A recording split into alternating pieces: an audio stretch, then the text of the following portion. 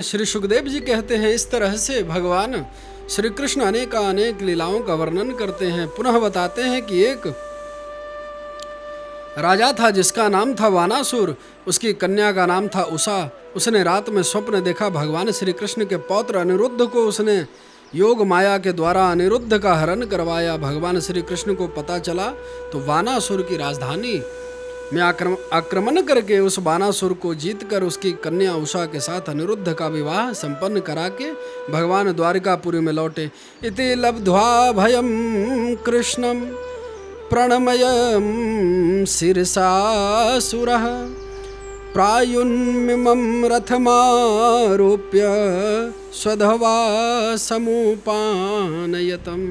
इसी प्रकार से भगवान द्वारिका में प्रसन्न हैं, मस्त हैं और द्वारिका वासियों को रहस्यमय लीलाओं का भी अवलोकन कराते रहते हैं। एक दिन कुछ साथियों के साथ भगवान द्वारिका से बाहर भ्रमण करने जाते हैं। वहाँ पर एक कुआं था। उस कुएं में एक गिरगिट जैसे आकार वाला प्राणी पड़ा था। द्वारिका वासियों ने जब देखा तो भगवान श्री कृष्ण से जाकर निवेदन किया, प्रभु ऐसा जीव हमने पहली बार देखा। भगवान तो जानते थे, फिर भी जाकर के सामने देखा और स्पर्श किया उस जीव को, तो उसी क्षण वह भी जीव चतुर्भुज रूप में प्रकट हो गया। भगवान ने पूछा, भाई तुम कौन हो? उसने अपना परिचय दिया। नृगो नाम नरेन्द्रोय हमिक्ष्वावा कुंतयः प्रभो दानिश्वाख्याय मानेषु यदि ते कर्मन् स्पृशम्। उसने कहा, प्रभु मैं महाराज इक्ष्वाकु का पुत्र राजा नृग हूँ। जब कभी किसी ने आपके सामने दानियों की गिनती की होगी तब उसमें मेरा नाम भी अवश्य ही आपके कानों में पड़ा होगा। भगवान ने कहा, अरे भाई तुमने क्या दान किया था? उसने कहा, मैंने गायों का दान किया था और इतनी गायों का दान किया महाराज, इतनी गायों का दान किया कि आकाश में जितने तारे दिखाई देते हैं उतने 1000 गायों का मैं दान कर चुका था। भगवान ने कहा, जब इतना पुण्य किए थे तो अधोगति में क्यों पड़े थे? किसी ने कहा, हो सकता है कोई बहिला ठाठ गाय का दान किया रहा हो। उसने कहा, नहीं नहीं प्रभु, मैंने जो गायों का दान किया था वह सभी दुधारू और कपिला थी। सभी के सिंग सोना चांदी से मढ़ करके मैं दान किया करता था। पयस्वनि तरुण शौल रूप गुणुरपन्ना कपिला हेम श्रृंगी। फिर किसी ने कहा, तब तो लगता है 2 नंबर की कमाई रही होगी, उसी का दान किया होगा। उसने कहा, नहीं नहीं ऐसा भी बात नहीं है, मैंने न्याय से अर्जित किया हुआ धन का ही दान किया हूँ। न्यायार्जिता रूप खुरा स्वतसा दुकुल माला भरना ददावहम। भगवान ने कहा, तब फिर कौन सी भूल तुमसे हो गई जो इस अधोगति में तुम पड़े थे? उसने बताया, महाराज एक दिन मैंने कुछ गायों का दान ब्राह्मणों को दिया। उन्हीं ब्राह्मणों की गायों में से एक गाय बिछड़ करके मेरे गायों में आकर मिल गई। मुझे मालूम नहीं था। दूसरे दिन उस गाय के सहित मैं अन्य गायों को मिलाकर किसी अन्य ब्राह्मण को दान कर दिया। रास्ते में पहले वाला ब्राह्मण जब मिला उसने आपस में लड़ने लगा कि यह गाय मेरी है। दूसरा बोला, अभी अभी राजा ने हमें दिया, दोनों मेरे पास आए। मैंने दोनों ब्राह्मणों से निवेदन किया कि आप इस गाय के बदले और ज़्यादा गाय ले लीजिए, इसे छोड़ दीजिए। दोनों ब्राह्मण नहीं माने, जिद करने लगे, उस गाय को छोड़कर चले गए। बस इन्हीं अपराधों के कारण मुझे गिरगिट होना पड़ा और आज आपका दर्शन हमें प्राप्त हुआ, जिससे मुझे सद्गति की प्राप्ति हो चुकी है। हे कृष्ण, हे नारायण, आपको मेरा प्रणाम है। इत्युक्त्वा तं परिकम्यं पादो सपृष्टवा स्वमौलिना अनुज्ञातो विमानाग्रथमारुहतं पश्यताम निर्गामम्। वह तो मुक्त हो गया, लेकिन भगवान श्री कृष्ण के जो मित्रगण ये सभी आश्चर्यचकित होने लगे। उसके जाने के बाद ब्राह्मणों के परम प्रेमी धर्म के आधार भगवान श्री कृष्ण ने क्षत्रियों को शिक्षा देने के लिए वहाँ उपस्थित हैं अपने कुटुंब के लोगों से कहा, जो लोग अग्नि के समान तेजस्वी हैं वह भी ब्राह्मण का थोड़ा धन हड़प कर नहीं पचा सकते, फिर भी जो अभिमानी बस झूठ मूठ अपने को लोगों का स्वामी समझते हैं, वह राजा तो वस्तुतः ब्राह्मणों का धन ही परम विष है। उसको पचा लेने के लिए पृथ्वी में कोई औषधि नहीं है, कोई उपाय नहीं है। हलाहल विष केवल खाने वाले का ही प्राण लेता है, और आग भी जल के द्वारा बुझाई जा सकती है, परंतु ब्राह्मण के धन रूपी अरणि से जो आग पैदा होती है वह सारे कुल समूह को नष्ट कर डालती है। नाहम हलाहलम मन्ये विषम यस्य प्रतिकीर्या ब्रह्मस्वम हिम विषयम प्रोक्तम नास्य प्रतिविधिर्भुवे।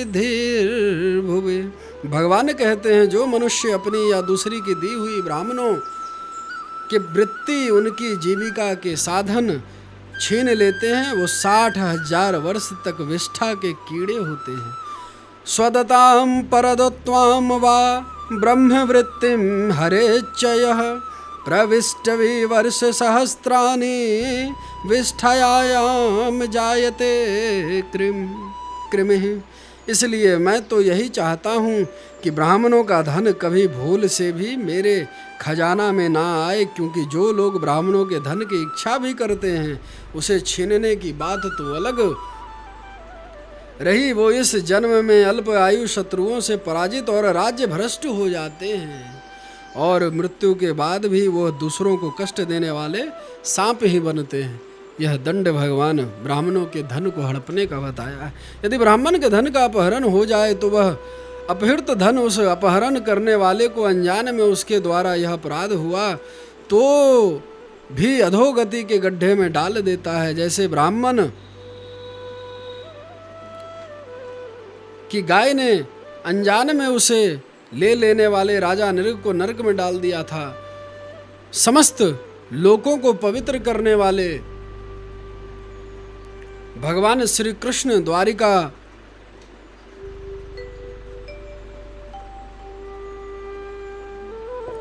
द्वारिकापुरी में इस प्रकार अनेकानेक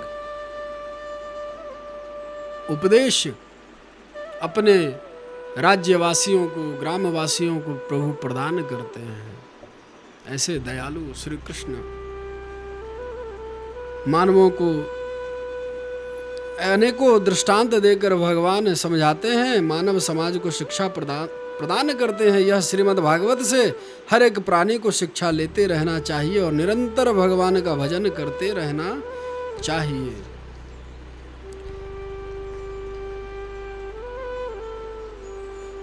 इसके उपरांत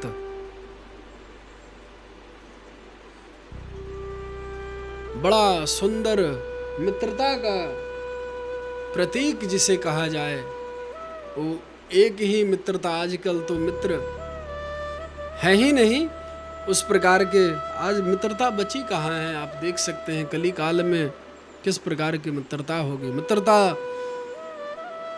श्री कृष्ण और सुदामा जी की अमर मित्रता, उसके बारे में व्याख्या की गई है। सावाग्यया तस्य गुणान गृणीते करो च तत्कर्म करो मनुष्य च स्मरेद्यं वसंत स्त्रिम जंगमेषु शृणुते तत्पुण्य कथा सकर्णः शिरस्तु तस्यो भयलिंगमानसे त्वदेव यत् पश्यति तद्धि चक्षु अंगगाणी विष्णोरथ तज्जमनानां पादोदकम यानी भजन्ति नित्यम। जो वाणी भगवान के गुणों का गुणगान करती है वही सच्ची वाणी है। वही हाथ सच्चे हैं जो भगवान की सेवा के लिए काम करते हैं, कार्य करते हैं। वही मन सच्चा है जो चराचर प्राणियों के निवास करने वाले भगवान का स्मरण करता है। वही कान वास्तव में कान कहने के योग्य है जो भगवान की लीला पुण्यमयी कथाओं का श्रवण करे। वही सिर है जो चराचर जगत को भगवान की अचल प्रतिमा समझ करके उनका नमस्कार करे और जो सर्वत्र भगवत विग्रह का दर्शन करे। यही सर्वश्रेष्ठ नेत्र का उपयोग है।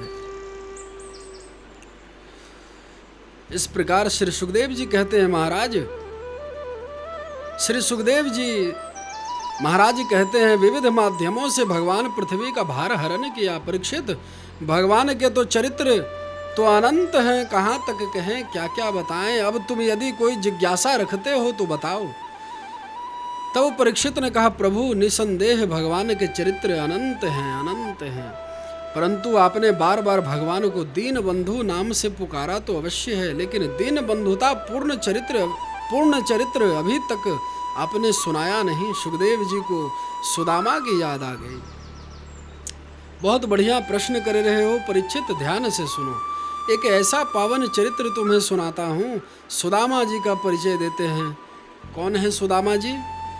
कृष्णस्यासीत सखा कश्चिद ब्राह्मणो ब्रह्मवेत्तमः विरक्त इंद्रियार्थेषु प्रशांतात्मा जितेंद्रियः। भगवान श्री कृष्ण के परम प्रिय सखा जिनका नाम था सुदामा, ये भगवान के अंतरंग मित्र हैं। वैसे मित्र तो बहुत होते हैं, परंतु अंतरंग मित्र कम होते हैं, तो गुरुकुल के सबसे प्रिय मित्र हैं सुदामा जी। जब भगवान अवंतिकापुरी में विद्या अध्ययन करने के लिए आश्रम में जाते हैं, वहाँ ये मित्र बनते हैं। सुदामा जी के साथ ब्राह्मण भी हैं, और केवल साधारण जाति के ब्राह्मण नहीं हैं। ब्राह्मणो ब्रह्मवित्तमः, यह ब्रह्मवेत्ता ब्राह्मण है, ब्रह्म ज्ञान से परिपूर्ण ब्राह्मण है। विरक्त इंद्रियार्थेषु, इंद्रियों के विषय से एकदम विरक्त हैं। प्रशांतात्मा, हर परिस्थिति में प्रसन्न रहने वाले। जितेंद्रियः, इंद्रियों पर पूर्ण संयम। दिव्य गुणों के भंडार हैं श्री सुदामा जी महाराज। ऐसे मित्र हैं भगवान के। देखो भाई, शांत व्यक्ति कभी कभी अशांत भी हो सकता है, परंतु सुदामा जी प्रशांत आत्मा। संसार की स्थिति कितनी ही प्रतिकूल क्यों न हो, परंतु चित्त कभी अशांत नहीं होता, हमेशा प्रसन्न, भगवत भजन में मस्त। वैसे ही उनकी पत्नी, धर्म पत्नी सुशीला, वह भी बड़ी पतिव्रता धर्म परायण स्त्री थी, परंतु बेचारी बहुत अधीर स्वभाव की, थोड़ी थोड़ी वार्ता में व्याकुल हो जाती थी। एक समय ऐसा भी आ गया कि 5 दिन बीत गया और चूल्हा नहीं जला। बच्चे जब भूख से विकल होते हैं, भोजन मांगते हैं, तो सुशीला का धैर्य टूट जाता है। अपनी दरिद्रता को देखकर और उस स्थिति में सुदामा जी भी फिर भी मस्त हैं भगवान की मस्ती में। भगवान को लगा यह महात्मा कभी किसी से मांगने वाला नहीं, फिर भी सुदामा जी सदगृहस्थ होने पर भी किसी महान संत से कम नहीं है। परम विरक्त, हाथ किसी के सामने फैलाते नहीं, प्रारब्ध से जो मिल जाए उसे स्वीकार कर लेते। सारे जगत में द्वारिका नाथ का नाम फैला हुआ है, जन जन में उनकी महिमा गाई जा रही है, और ऐसे द्वारिका नाथ के निकटतम मित्र हैं। फिर भी सुदामा जी ने अपनी यह बात अपनी पत्नी तक को नहीं बताए। इतने बैरागी महात्मा। ऐसे जरा सोच के देखिए, प्रधानमंत्री यदि आपके सहपाठी होते हैं, यदि बात आप किसी से ना कहते, यह संभव है क्या? घूमने भी चले गए दिल्ली तो लौट के जरूर कहेंगे हम प्रधानमंत्री से मिलने गए थे, मेरा बहुत प्रिय बचपन का मित्र है, साथ में ही पढ़ते थे हम लोग, दुआ सलामी भी ना हुई हो तब भी ज़बरदस्ती हम अपना नाम उनके साथ जोड़ने का प्रयास करते हैं। संभवतः सहज बात है, बड़े व्यक्तित्व से हर व्यक्ति अपना नाम जोड़ना चाहता है, अपनी महिमा बढ़ाना चाहता है। परंतु सुदामा जी मस्त महात्मा हैं, घनिष्ठ मित्र होते हुए भी एक बात उनके पत्नी को भी नहीं मालूम। एक दिन भगवान को लगा कि हमारे पास कभी आने वाला नहीं, तो इसकी दरिद्रता मैं कैसे दूर करूं। भगवान रक्षा तो करते हैं, परंतु यह शर्त है, जब तक तुम रक्षा की प्रार्थना नहीं करोगे तब तक प्रभु कुछ नहीं करते।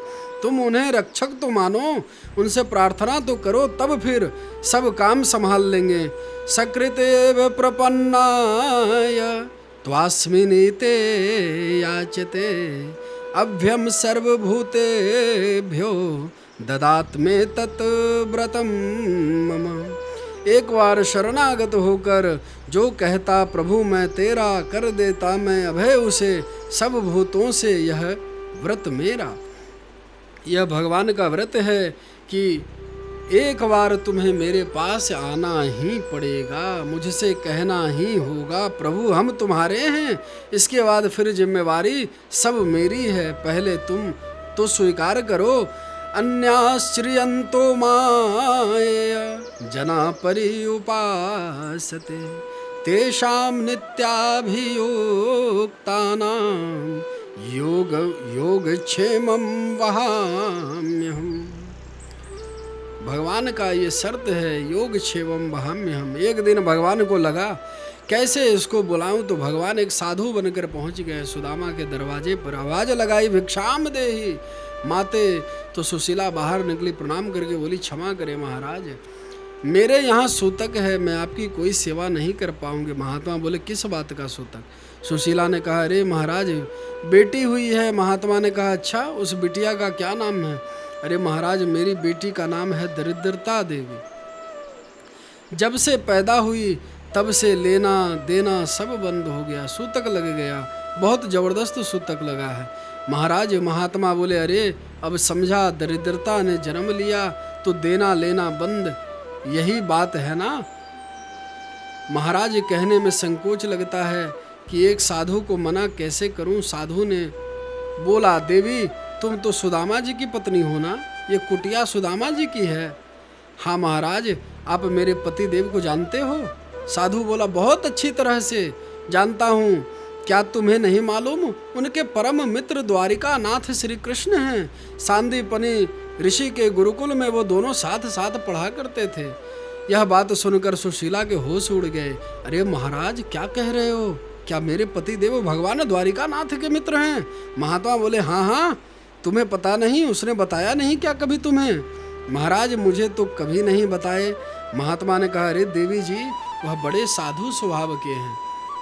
सुदामा बचपन से ही बड़े साधु थे, पर मेरी बात मानो, मौका मिले तो कभी द्वारिका नाथ के दरबार में भेज दो, सारी दरिद्रता दूर कर देंगे। वो बड़े दीन बंधु हैं प्रभु और ब्राह्मण भक्त हैं, उन्हें अपना देवता मानते हैं। ऐसा कह के साधु तो चला गया। सुशीला मन में प्रश्न भी है, आश्चर्य भी है। अब जब भजन पूजन से निवृत्त हुए सुदामा जी, तो सुशीला ने प्रश्न किया महाराज सच बताइए श्री कृष्ण आपके मित्र हैं क्या? सुदामा जी तो कृष्ण नाम सुनते ही प्रसन्न हो गए, कहने लगे अरे सुशीला मित्र ही नहीं भाई की तरह हम दोनों रहते थे, कितने प्रेम से गुरुकुल में साथ साथ पढ़ते थे। यदि मैं पाठ में कोई चीज़ भूल भी जाऊं तो वह भी जानबूझकर भूल जाता था। वह बड़ा बुद्धिमान था, सब कुछ जानता था, परंतु जो पाठ भूलेगा उसे दंड मिलेगा, तो मैं भूल जाता था तो वह भी भूल जाता था, इतना मुझसे प्रेम करता था। सुशीला ने कहा तो आपने मुझे कभी बताया क्यों नहीं महाराज कि द्वारिका नाथ प्रभु श्री कृष्ण आपके परम सखा मित्र हैं? सुदामा जी ने कहा देवी जी अब इसमें क्या बताना, कभी प्रसंग भी ऐसा नहीं चला। और कोई दीनहीन व्यक्ति प्रधानमंत्री को अपना मित्र कहे तो जल्दी कोई विश्वास नहीं करेगा, और बताने से प्रयोजन क्या है, किसको बताना है? सुशीला ने कहा वह तो ठीक है, किसी को न बताने पर मुझे तो बताते। मेरी आपसे एक प्रार्थना है, यदि वो आपके सचमुच में मित्र हैं तो कभी एक बार आप उनसे जाकर मिल लीजिए। सुदामा ने कहा क्यों? सुशीला ने कहा मेरा विश्वास है यदि द्वारिका नाथ से कहीं जाकर मिले तो हमारी समस्त दरिद्रता दूर कर देंगे, आपको बहुत सारा धन भी दे देंगे।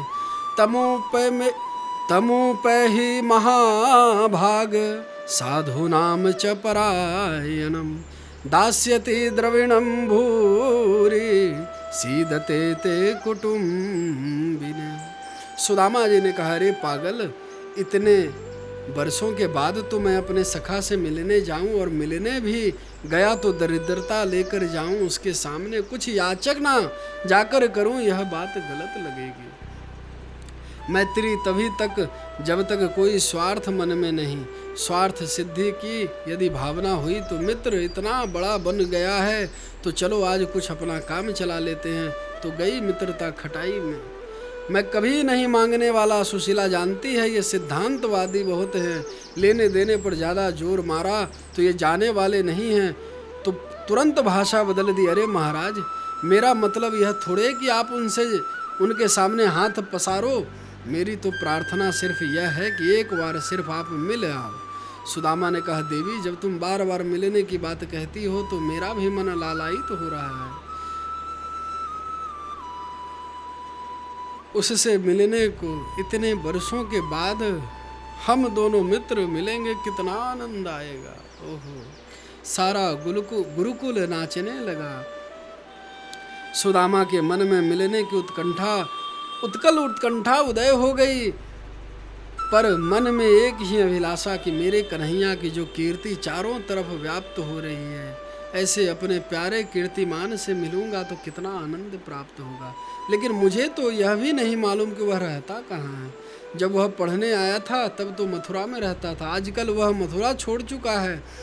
सएवं भार्यया विप्रो बहुशः प्रार्थितो मृदु, अयम ही परमो लाभ उत्तम श्लोक दर्शनम। सुशीला ने कहा, मुझे मालूम है कहाँ रहते हैं। सुदामा ने कहा, अच्छा तुम्हें मालूम है तो बताओ कहाँ है मेरा मित्र। आसते धुना द्वारवत्याम, आजकल द्वारिकापुरी में रहते हैं, वहाँ के बहुत बड़े राजा हैं वो। सुदामा ने कहा, तू कहती है तो अब मैं निश्चिंत होकर जाऊंगा, परंतु देवी एक नियम है, कुछ ऐसे स्थान होते हैं जहाँ खाली हाथ नहीं जाना चाहिए। अपनी समर्थ के अनुसार वहाँ कुछ न कुछ लेकर जाना चाहिए, और मेरे पास तो घर में कुछ दिखाई नहीं दे रहा जो लेकर चला जाऊं। सुशीला बोली, उसकी चिंता मत करो, मैं कुछ न कुछ व्यवस्था कर लूँगी। सुदामा ने कहा, तो देवी जी जिस दिन तुम व्यवस्था कर लोगे उसी दिन मैं चला जाऊँगा। सुशीला ने कहा, अच्छा यह बात है तो अभी व्यवस्था करती हूँ। सुशीला तुरंत भागी पड़ोसियों के यहाँ याचित्वा चतुरो मुष्टिन विप्रान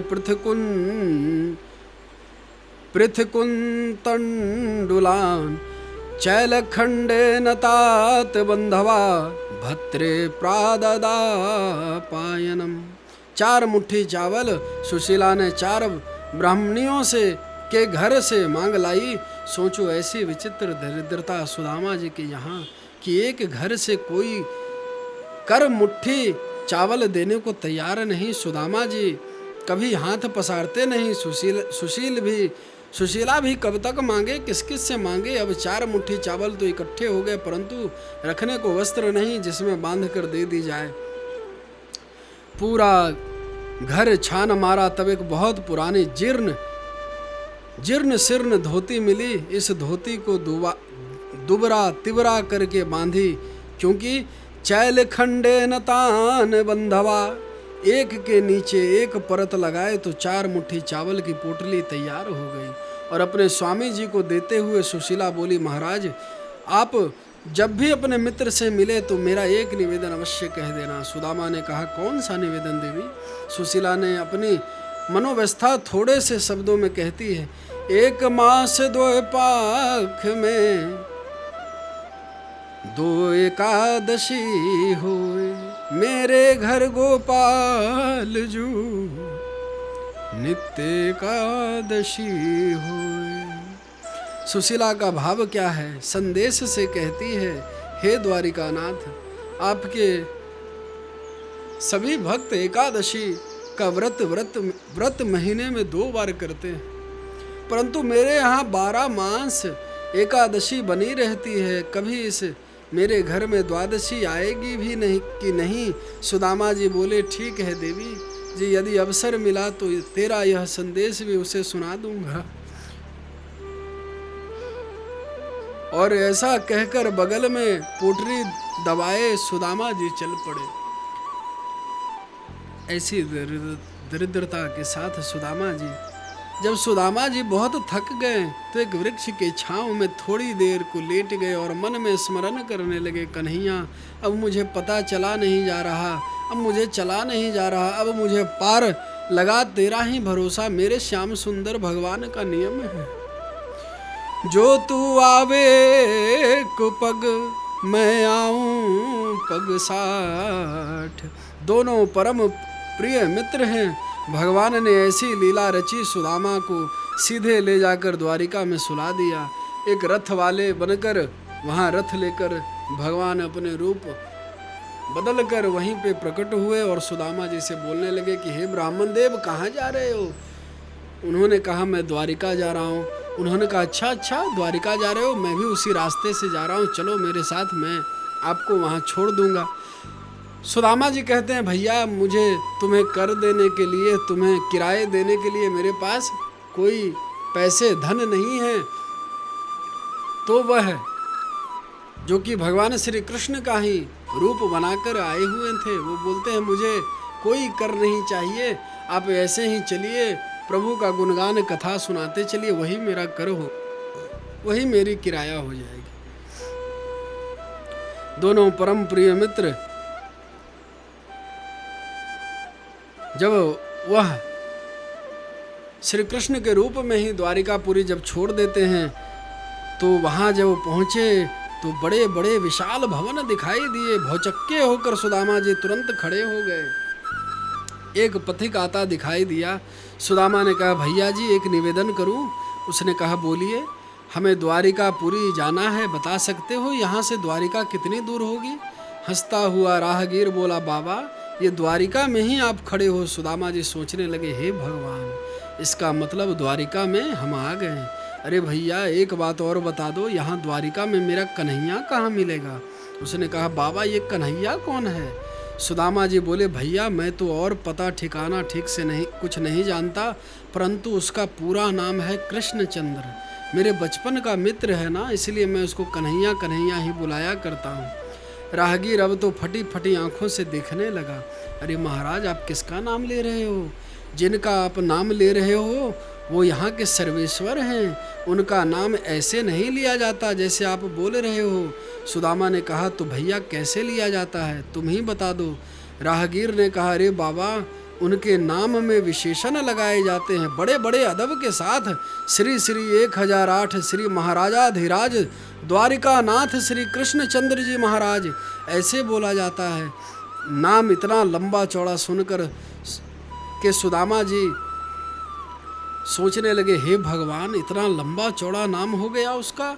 और जब गुरुकुल में थे तो हम उसे कनुआ कहते थे, पर भैया इसका मतलब वह बहुत बड़ा आदमी हो गया है। जब इतना बड़ा हो गया तो मेरे को पहचान पाएगा कि नहीं? मन में थोड़ी आशंकाएं सुदामा जी को उत्पन्न होने लगी। सुदामा ने फिर कहा भैया इतना बता दो, वह कहाँ मिलेगा? राहगीर बोला अरे बाबा, यह जितने भवन खड़े हैं सब उन्हीं के तो हैं। सब तो सुदामा जी फटी आंखों से उन दिव्य भवनों का निरीक्षण करते। सुदामा जी एक भवन में घुस गए जो भगवती रुक्मिणी महारानी का था। भागवत के अनुसार सुदामा जी तो भीतर सीधे चले गए बिना रोक टोक के, परंतु श्री नरोत्तम जी ने जो सुदामा चरित्र गाया है उसे बड़ा सुंदर ही चित्रण किया है। जैसे ही प्रवेश करते हैं भवन में तो द्वारपाल निवेदन करते हैं, महाराज आप कहाँ से पधारे हैं और किससे मिलना है? सुदामा जी ने निवेदन किया, भैया हम गरीब ब्राह्मण हैं, सुदामा हमारा नाम है और तुम्हारे महाराज से मिलने आए हैं। तुम बस इतना जाकर भीतर कह दो, तुम्हारे बचपन के सखा सुदामा तुमसे मिलने आए हैं। ऐसा सुनकर द्वारपाल के कान खड़े हो गए और कहने लगे, अरे महाराज, आप हमारे मालिक के सखा हो? अरे स्वागत है महाराज, अब विराजिए, मैं भी आपका संदेश सुनाता हूँ। द्वारपाल दौड़े दौड़े भीतर गया। भगवान का द्वारपाल यह जानता है कि द्वारिका नाथ के मित्र भी विचित्र होते हैं, उनकी लीला बड़ी विचित्र है, उनके संबंध भी बड़े अजीब हैं। आए दिन एक से एक विचित्र महापुरुष दरबार में आते ही रहते हैं, पर ऐसा विचित्र तो सचमुच आज तक हमने कभी नहीं देखा, इतने दरिद्र थे। दौड़ा दौड़ा भीतर गया, द्वारिका नाथ के चरणों में निवेदन किया, महाराज दास को आज बरसों से सेवा करते हो गया, पर आज जो आपका सखा आया है, ऐसे सखा की मैंने स्वप्न में भी कल्पना नहीं की थी। भगवान बोले, अच्छा ऐसा कौन है भाई, कहाँ से आया है, क्या नाम है उसका? तो वर्णन करने लगा द्वारपाल। शीश पगा न झगा तन पे, प्रभु जान को आही बसे के ही ग्रामा। धोती फटी सिलटी दुपटी, अरु पाए उपा नहीं की नहीं सामा। द्वार खरो द्विज दुर्बल एक, रहो चकिसों वसुधा विरामा। पूछत दीन दयाल को धाम, बतावत आपनो नाम सुदामा। जैसे ही भगवान के कान में सुदामा नाम पड़ा, सिंहासन से कूद करके इतने वेग से प्रभु दौड़े। पीताम्बर प्रभु का नीचे गिरा, पादुका पहनना भूल गए, शरीर की सुध भी नहीं रही। सारी सभा सावधान, तुरंत सारे सभासद उठकर खड़े हो गए। सभी आपस में जिज्ञासा भरी दृष्टि से देख रहे हैं। आज तक इतनी विभूतियों बड़ी बड़ी आई, परंतु हमारे सरकार ऐसे कभी नहीं भागे। लगता है आज बहुत बड़ी विभूति आने वाली है। चलो स्वागत की तैयारी करें। सारी सभा स्वागत में सावधान हो गई है और भगवान दौड़े दौड़े मुख्य द्वार में पहुंच गए, जहां पर खड़े सुदामा जी। अनेकों उहापोह उथल पुथल मन में मची है। नाम याद होगा भी कि नहीं, पहचान पाएगा कि नहीं।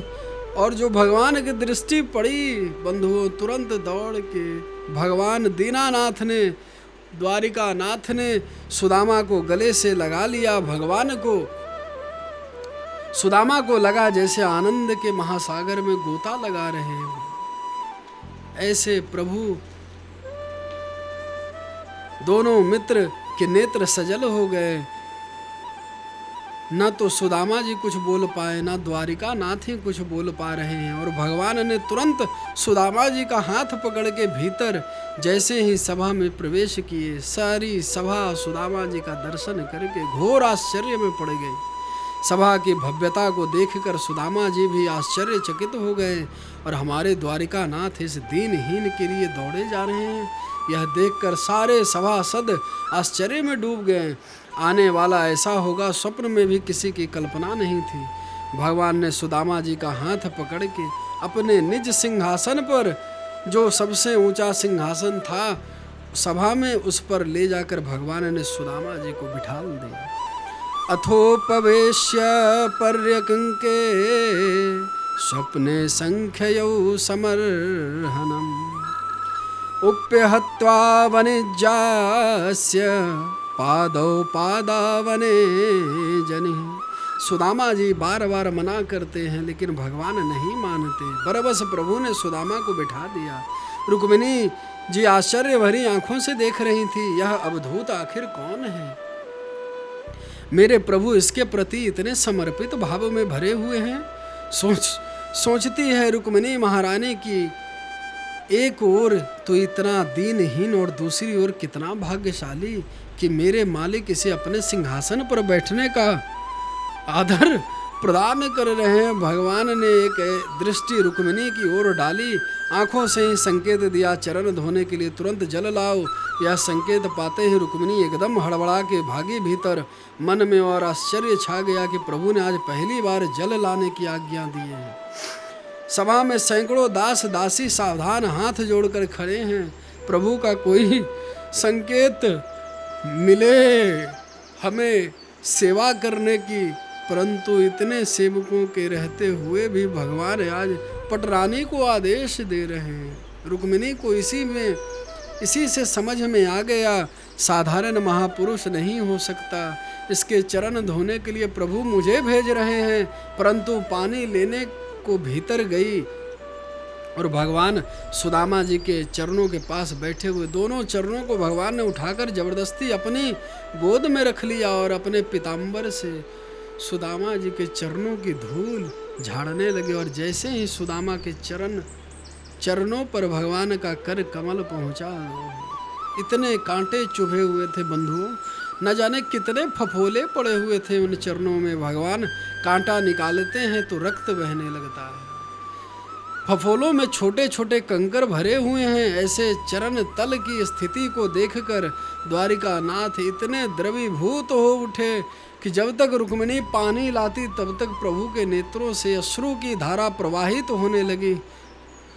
सुदामा जी के श्री चरणों को भगवान नयन नीर से ही धो डाले। उस समय भगवान की हालत क्या है जरा सोचो।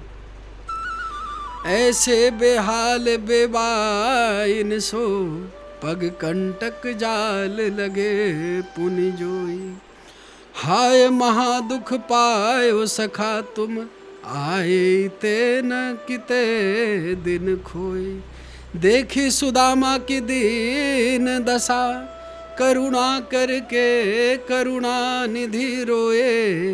पानी परात को हाथ छुओ नहीं नैनन के जल सो पग धोले।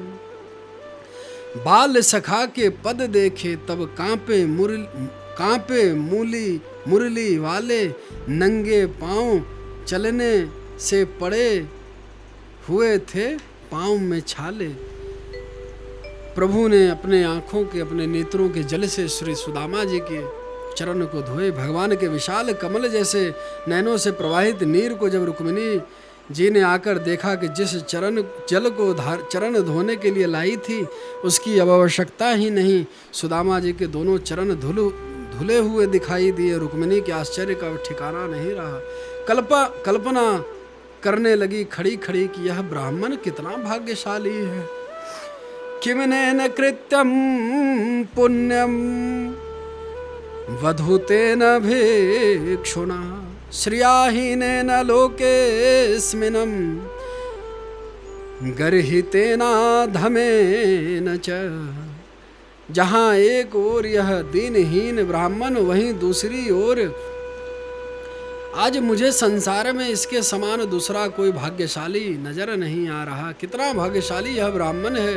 बड़े बड़े पुण्य का फल इतना ही होता है कि मेरे प्रभु का उन्हें दर्शन प्राप्त हो जाए। और धन्य है यह ब्राह्मण पुरुष जिसके चरण मेरे मालिक अपने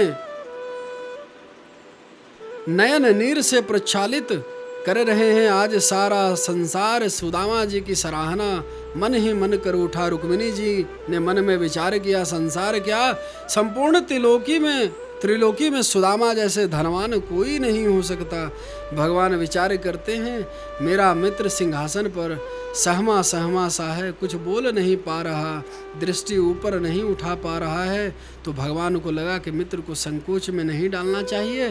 तब हाथ पकड़कर मित्र से बोले, मित्र तुम बहुत हारे थके से नजर आते हो, चलो एकांत में थोड़ा विश्राम कर लो।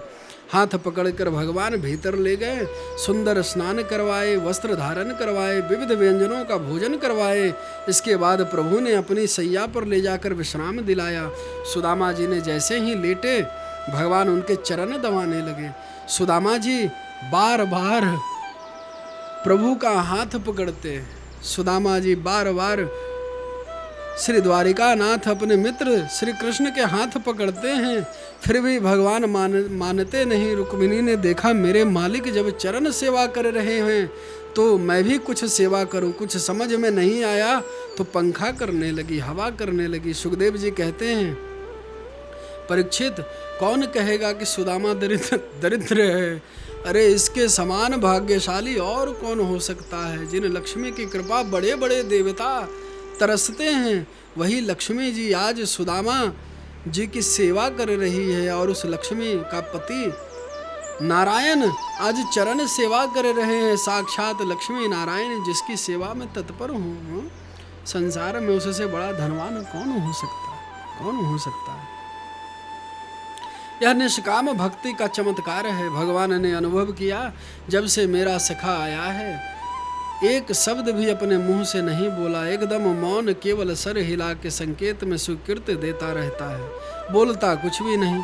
सुदामा जी इतने सहमे हुए हैं, सोच नहीं पा रहे हैं क्या बोलूं। और प्रभु चाहते हैं बाल सखा इतने दिनों के बाद मिला तो कुछ बचपन की बातें हों, क्योंकि बचपन के मित्र बुढ़ापे में मिले तो बुढ़ापे में भी बचपन लौट आता है। इसलिए जब बहुत देर हो गई तो भगवान ने ही छेड़ा सुदामा जी को, मित्र आज कितने वर्षों के बाद भेंट हो रही है, तुम्हें अपने बचपन की बातें तो सब याद होगी ना। सुदामा जी सिर हिला दिए, हाँ। भगवान ने पूछा, अच्छा यह बताओ तुम्हारा विवाह हुआ कि नहीं। अपि ब्राह्मण गुरु कुलाद भवता लब्ध दक्षिणा समावृत्तेन धर्मज्ञ भार्योढ़ा सदृशी नवा। भगवान कहते हैं तुम्हारे स्वभाव के अनुकूल कोई भार्य मिली, अर्थात विवाह तुमने किया। इस प्रश्न पर सुदामा जी के मुस्कान थोड़ी सी उभर आई। बोले, भैया इसके अलावा पूछने की और कुछ बात नहीं है क्या। भगवान भी मुस्कुरा पड़े, बोले, मित्र मैं इसलिए पूछ रहा हूँ कि तुम बचपन से ही बाबा बैरागियों की बात बहुत करते थे, कहीं सचमुच बाबा ही तो न बन गए। तब सुदामा जी बोले, नहीं नहीं कन्हैया, बाबा बैरागी नहीं हुए, हम गृहस्थ हैं। तेरी भाभी का नाम है सुशीला, जैसे ही नाम है वैसा ही काम है। बेचारी सीधी सच्ची ब्राह्मणी है, जीवन की गाड़ी आनंद से चल रही है, बस अब उतरने की बारी है। सुदामा ने कहा, अरे कन्हैया भैया तू बड़ा, तेरा विवाह हो गया कि नहीं। भगवान हंसते हुए बोले, मित्र अब हमारी न पूछो, हम बाद में सब बता देंगे। सुदामा जी ने कहा, अरे कन्हैया आज तेरे बारे में पता चला तो जैसे तैसे आ गए। अरे भैया तेरे से मिलना कोई सामान्य बात है क्या। भगवान ने कहा, अच्छा यह बात भाभी जी से कभी हमारी चर्चा करी। सुदामा जी बोले, सच्ची बताऊं कन्हैया, तेरी भाभी ने ही भेजा है आज तेरे पास। भगवान ने कहा, अरे वाह, भाभी जी ने भेजा है, तब तो भाभी जी ने हमारे लिए कुछ न कुछ तो भेजा होगा। सुदामा जी परेशान होने लगे, अरे राम राम, इतना बड़ा राजाधिराज मेरा मित्र है और 4 घर के मांगे हुए चावल तंदूल लेकर आया हूँ, कैसे इसे दे दूँ। देखेगा तो क्या सोचेगा। संकोच में सुदामा जी गढ़ गए, बगल में पोटली चावल की बड़ी जोर से दबा ली और कहने लगे, अरे कन्हैया भैया हमारे पास क्या रखा है जो ले आते। भगवान बोले, ऐसी बातें मत करो मित्र, मित्रता में यह सब बातें नहीं होती। यदि भाभी जी ने कुछ दिया है तो बोल, नहीं तो मना कर दो। सुदामा जी बोले, तो और कैसे मना करें भैया, अपने पास क्या रखा है जो तेरे लिए ले आते हैं। भगवान हंसकर बोले, मित्र समझ गया तुम्हारी बचपन की आदतें अभी ठीक नहीं हुई। सुदामा ने कहा, क्या मतलब। भगवान बोले, पहले तो यह बताओ तुम्हें बचपन की वह बातें याद हैं। सुदामा ने कहा, अरे लाला एक एक बात याद है, तू पूछ कर देख। कन्हैया बोले, अच्छा तो यह बताओ उस दिन जंगल में गए थे हम और आप लकड़ियाँ बीनने, तो याद है। सुदामा जी बोले, हाँ भैया, वह दिन को कैसे भूल सकता हूँ। अरे भैया उस दिन जंगल में कैसे भटके, रास्ता ही भूल गए और पानी भी कितना गिरा, सो हम तुम रात भर उस जंगल में ही गुजारे, उसे कैसे भूल सकता हूँ। भगवान बोले, अरे सुदामा तुम्हें तो सब याद है, तो यह भी तुम्हें याद होगा उस दिन सर्दी के मारे तुम्हें दांत कितने जोर से कटकटा रहे थे। सुदामा जी समझ गए यह तो कुछ और पोल पट्टी खोलने वाला है, सो बड़े जोर से हंसने लगे और प्रसंग बदल दिए। अरे कन्हैया तू रहने दे उन बातों को, वह सब बचपन की है। अब देखिए बचपन के मित्र जब बुढ़ापे में मिलते हैं ना, थोड़ी सी चर्चा करते खूब हंस लेते हैं, आगे की बात उन्हें सब याद आ जाती है, पर तीसरे के पल्ले कुछ नहीं पड़ता। रुक्मिणी पास में खड़ी सब सुन रही है, पर उनके पल्ले कुछ नहीं पड़ा। बातों बातों में भगवान बोले, मित्र मैं तो अब भी देख रहा हूँ तुम्हारी आदतें सब वैसी की वैसी ही हैं, नहीं तो सच बताओ भाभी जी ने कुछ न भेजा हो, ऐसा हो ही नहीं सकता। सुदामा जी बोले, फिर आ गया भाभी जी पर। अरे भैया एक बार मना कर दी, सो बार बार काहे को पूछ रहा है। भगवान बोले, इसलिए पूछ रहा हूँ शायद तुम हमारा स्वभाव भूल गए हो। देखो मित्र मैं पदार्थ का भूखा नहीं हूँ, तुम्हें मालूम नहीं क्या। पत्रम पुष्पम फलम तोयम यो मे भक्तया प्रयक्षति तदहं भक्तयो हितश्रामि प्रयतात्मनः। मैं पदार्थ का भूखा नहीं, मैं व्यंजन 56 भोग का भूखा नहीं। एक पत्रम, एक पत्ता ही दे दे तो पत्रानी नहीं कहा, पत्रानी बहुवचन, पत्रम एक वचन। भगवान कहना चाहते हैं सिर्फ एक पत्ता चाहिए, 50 51 नहीं। अच्छा, पत्रम में सारे पत्ता आ जाते हैं, किसी विशेष का नाम नहीं लिया। पत्र चढ़ा दे, पुष्प चढ़ा दे, फूल चढ़ा दे, फल चढ़ा दे, जल चढ़ा दे, जो मन करे वो सब चढ़ा दे। मतलब जल में भी नाम नहीं, निर्मल भाव जल हो सब चलेगा। इन सब के साथ सिर्फ शर्तें यह है, यो में भक्तया प्रयच्छति, जो कुछ भी पदार्थ समर्पित करो वह भक्ति भाव से भरा होना चाहिए। और कौन चढ़ावे सो बात नहीं, यो में मतलब जो भी प्रेम से मुझे समर्पित करता है। अश्रामी प्रयतात्मनः, भगवान कहते हैं मैं उसे बड़े प्रेम से स्वीकार करता हूँ और उसी से उसका ऋणी भी हो जाता हूँ। भगवान कहते हैं इसलिए मित्र तुम संकोच मत करना, जो भी लाए हो, जैसा भी लाए हो, निसंकोच हो मुझे बताना। सुदामा जी बोले कन्हैया तू चाहे जितना प्रवचन सुना दे, हम कुछ नहीं लाए हैं। प्रभु समझ गए बड़े संकोची हैं, मेरे सखा यह साहस ही नहीं जुटा पा रहा है मुझे देने का। भगवान बोले कोई बात नहीं भैया, नहीं ले आए तो न सही, पर एक बात बताओ, मैं देख रहा हूँ तुम जब से आए हो इस हाथ को बड़ी जोर से चिपकाए रखे हो। भैया यह हाथ में कुछ बीमारी हो गई है क्या? ऐसे काहे को बैठे हो? आज की कथा यहीं तक, कल पुनः कथा को श्रवण करेंगे। तब तक के लिए आप सभी भगवान के इस दिव्य लीला का रसास्वादन करते रहिए बंधुओं। साक्षात कृष्ण एव ही यह श्रीमद् भागवत महापुराण ग्रंथ है। एवं आप सभी से यही निवेदन है कि सदा सेव्य श्रीमद् भागवती कथा, सदा सेव्य। श्री सुखदेव जी, श्री सूत जी कहते हैं सदा सेव्य इस भागवत महापुराण को सदा जीवों को सदा सुनते रहना चाहिए। सदा इसका स्मरण करने से सहज भक्ति प्राप्त होती है। यह 5वां वेद है बंधुओं, यह पंचम वेद निराला नवज्योति जगाने वाला। यह 5वां वेद श्रीमद् भागवत महापुराण है। सभी भक्तों से पुनः निवेदन कि ज़्यादा से ज़्यादा अपने सनातन को प्रचार प्रसार करें। एवं कल पुनः 7 दिवसीय की कथा प्रारंभ होगी। तब तक के लिए जय जय श्री राधे श्याम। बोलिए भागवत भगवान की जय, श्री व्यासदेव जी महाराज की जय, श्री सुखदेव जी महाराज की जय। जय जय श्री राधे श्याम।